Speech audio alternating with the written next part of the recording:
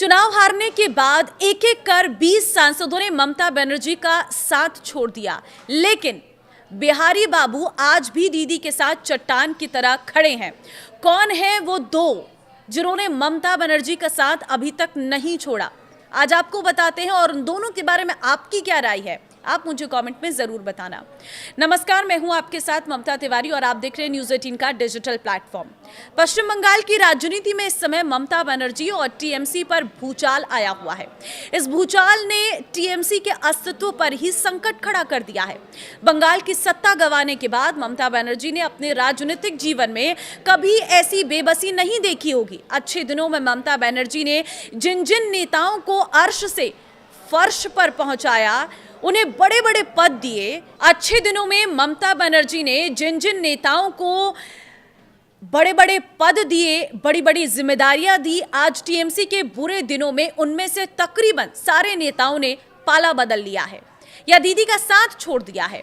हालात इस कदर बिगड़ चुके हैं कि संसद के दोनों सदनों को मिलाकर टीएमसी के करीब 20 सांसदों ने बगावत का बिगुल फूंकते हुए संसद में अलग गुट बनाकर बैठने तक का मन बना लिया है। लेकिन टीएमसी के इस दुख की घड़ी में दो बिहारी सांसद आज भी चट्टान की तरह ममता के साथ खड़े हैं। टीएमसी के सबसे बड़े और खौफनाक बिखराव के बीच ममता बनर्जी के लिए सबसे बड़ी राहत और हौसले की खबर बिहार से आने वाले दो दिग्गज नेताओं की तरफ से आई है, शत्रुघ्न सिन्हा और पूर्व क्रिकेटर कीर्ति झा आजाद। आज भी ममता बनर्जी के पीछे चट्टान की तरह मजबूती से खड़े हैं।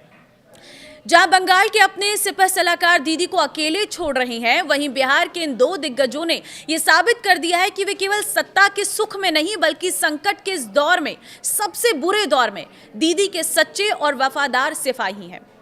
कब हुई थी दोनों दिग्गजों की टीएमसी में एंट्री, पहले वो बताते हैं। शत्रुघ्न सिन्हा और कीर्ति झा आजाद दोनों ही भारतीय जनता पार्टी के पुराने और कद्दावर चेहरे रहे थे, जिन्होंने बाद में कांग्रेस का रुख किया और ममता बनर्जी के नेतृत्व पर भरोसा जताते हुए तृणमूल कांग्रेस का दामन थामा था।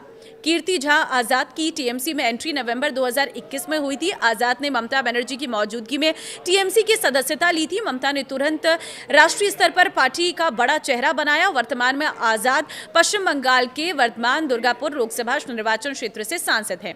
शत्रुघ्न सिन्हा की एंट्री हुई थी मार्च 2022 में टीएमसी में। बॉलीवुड के दिग्गज अभिनेता हैं और पूर्व केंद्रीय मंत्री बिहारी बाबू शत्रुघ्न सिन्हा बाद में आसनसोल से टीएमसी के सांसद चुने गए। ममता बनर्जी ने साल 2022 के उपचुनाव में आसनसोल लोकसभा सीट से उतारकर बंगाल की राजनीति में स्थापित किया। साल 2024 के लोकसभा चुनाव में भी वो जीते हैं। ममता बनर्जी ने इन दोनों बाहरी गैर बंगाली नेताओं को पार्टी के भीतर जो सम्मान और राजनीतिक तरजीह दी है, उसकी मिसाल बंगाल की राजनीति में कम ही मिलती है। ममता बनर्जी ने न केवल इन दोनों नेताओं को चुनावी मैदान में उतारा, बल्कि बंगाली अस्मिता की राजनीति के दौर में भी इन्हें बाहरी होने के तमगे से बचाया।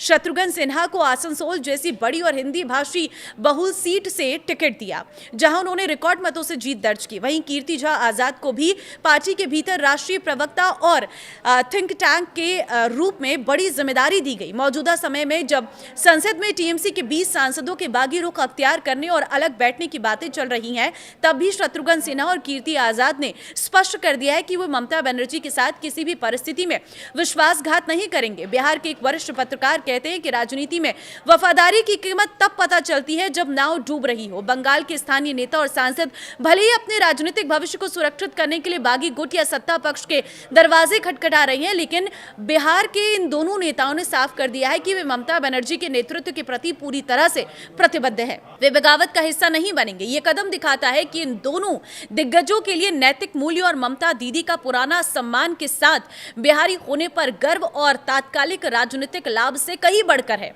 अपनों की बगावत और दिल्ली में इंडिया गठबंधन के दबाव के बीच बिहार के इन दो कद्दावर नेताओं की अडीग वफादारी ममता बनर्जी के लिए इस डूबते दौर में संजीवनी बूटी जैसा काम कर रही है।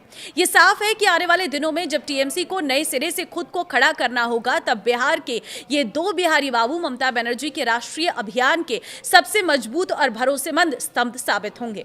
आपको क्या लगता है? अपनी राय जरूर दें, इस वीडियो को शेयर कर दें। नमस्कार।